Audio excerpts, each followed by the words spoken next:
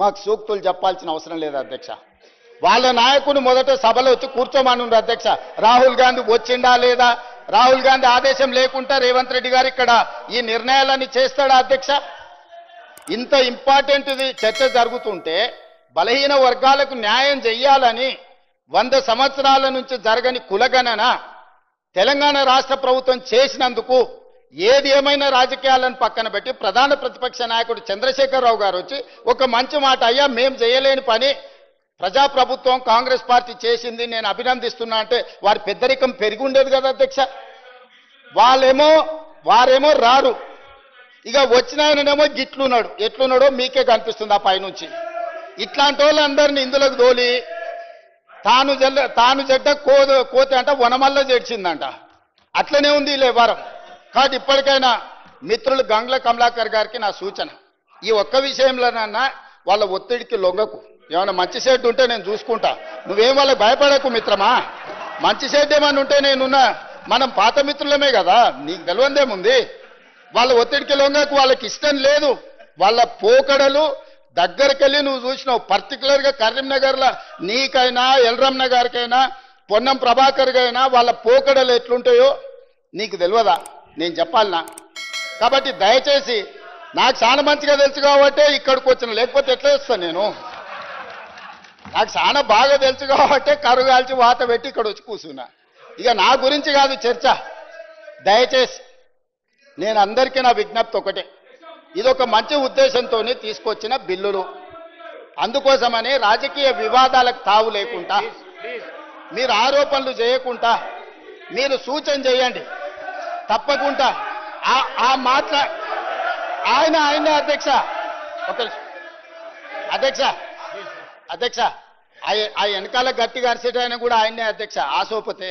అందుకే ఆయనకి ఇష్టం లేదు, ఆయన కూడా అందుకే అట్లా అరుస్తున్నాడు అధ్యక్ష. కాబట్టి అధ్యక్ష అది కల్వకుంట్ల కాదు అధ్యక్ష, కల్వకుండా ఉంచడం అన్నమాట. ఎవ్వరు కల్వకుండా ఉండాలి.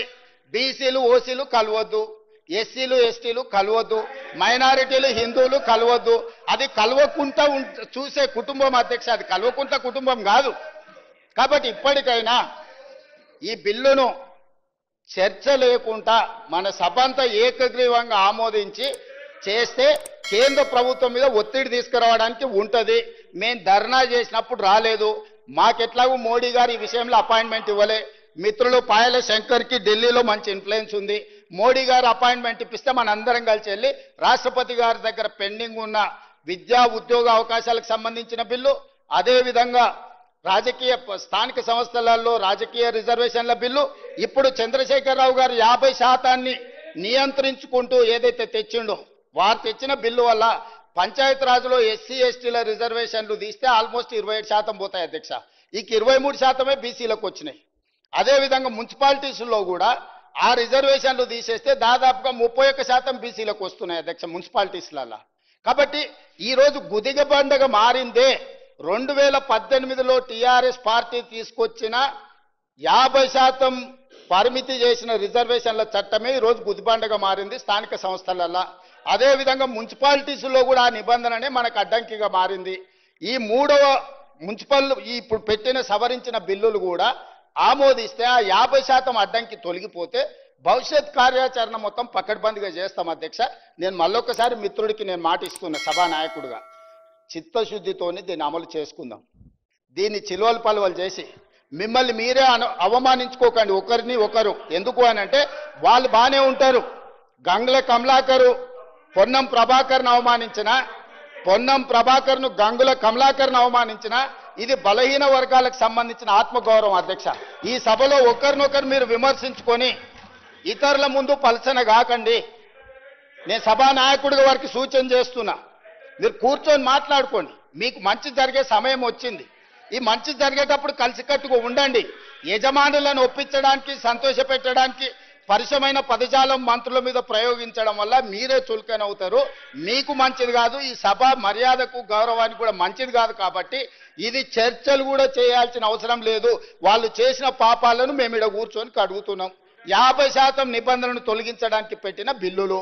దయచేసి చర్చనే లేకుండా గంగుల కమలాకర్ గారు ఏకవాక్య తీర్మానం ప్రవేశపెడితే మేమందరం కూడా మద్దతు పలుకుతాం. గతంలో మా నాయకుడు చేసిన తప్పులను మీరు సరిదిద్దుతుండ్రు, ఆ సరిదిద్దే బిల్లులకు మీరు మద్దతు పలకండి అని అంటే సభ మొత్తం ఏకగ్రీవంగా వారికి మద్దతు పలుకుతాం, పాస్ అయిపోతుంది. అధ్యక్ష, దయచేసి ఆ దిశగా తీసుకెళ్లమని చెప్పి మిమ్మల్ని కోరుకుంటున్నాను. ముఖ్యమంత్రి గారికి ఇంత ఫ్రస్ట్రేషన్ పనికిరాదు.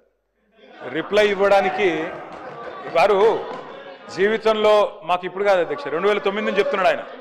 నేను ఆడ కూర్చుంటా అన్నాడు, కూర్చున్నాక కూల్ కావాలి కదా అధ్యక్ష. మరి ఇప్పుడు ఎందుకింత ఫ్రస్ట్రేషను, ఎందుకింత నిస్పృహ, ఎందుకింత ఆవేశము మాకైతే అర్థం కావట్లేదు అధ్యక్ష. ఈ ముఖ్యమంత్రి గారిలో ఒక అపరిచితుడు అధ్యక్ష. ఎందుకంటే బయట చెప్తాడు అధ్యక్ష, మన రవీంద్ర భారతిలా మనం ఎవడు నమ్ముతలేడు, మనకు అప్పు ఉడతలేదు, ఎవడు నమ్ముతలేడు, దివాలా తీసుకోమని బయట చెప్తాడు. ఇక్కడికి వచ్చాము 1,58,000 కోట్ల అప్పు చేసినా రొమ్ము విరుచుకొని చెప్తున్నారు. మాకు అర్థం కావట్లేదు అధ్యక్ష. ఆయన కరెక్టా, ఈయన కరెక్టా, రాము రెమోనా, ఎవరు కరెక్టో తెలుస్తలేదు అధ్యక్ష. ముఖ్యమంత్రి గారు చెప్తున్నారు, నేను 18 గంటలు పనిచేస్తున్నా, నేను బ్రహ్మాండంగా పనిచేస్తున్నా, ఒక్కరోజు సెలవు పెట్టలే, నేను 40 సార్లు కాకపోతే 400 సార్లు పోతా ఢిల్లీ. పో అధ్యక్ష, నిన్నెవరు వద్దన్నారు, బ్రహ్మాండంగా తిరుగు అధ్యక్ష. పెట్టుబడులు వస్తున్నాయి దావోస్లో, ఒకటి మించి ఒకటి, 1,78,000 కోట్లు, 40,000 కోట్లు తన్నుకొని వస్తున్నాయి. సంక్షేమం అద్భుతం, అన్ని అయిపోయినాయి 5 గ్యారంటీలు. మరి ఎందుకు అధ్యక్ష ముఖ్యమంత్రి గారు 71,000 కోట్ల ఘాటా పడ్డది, ఖతమైపోయింది, మా 71,000 కోట్ల అంచనాలు తగ్గిందని గన్పూర్లో చెప్పింది, స్టేషన్ గన్పూర్లో. ఎందుకే అంటున్నా అధ్యక్ష, నేను ఓదికేమో పైసలు లేవు అంటారు అధ్యక్ష, ఉద్యోగులకు డిఏలకు పైసలు లేవు, 6 గ్యారంటీలకు పైసలు లేవు, తులం బంగారంకు పైసలు లేవు.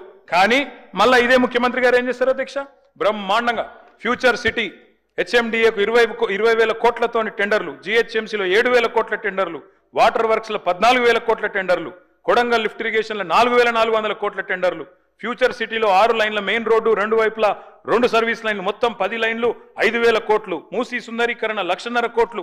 ఇన్నిటికి పైసలున్నాయి కానీ 6 గ్యారంటీలకు పైసలు లేవు, తులం బంగారం పైసలు లేవు, మహిళలకు ఇచ్చేందుకు 2,500 లేవు. దేనికి పైసలు లేవు అధ్యక్ష? రుణమాఫీ అధ్యక్ష. నాకు ఒకటి అర్థం కావట్లేదు అధ్యక్ష.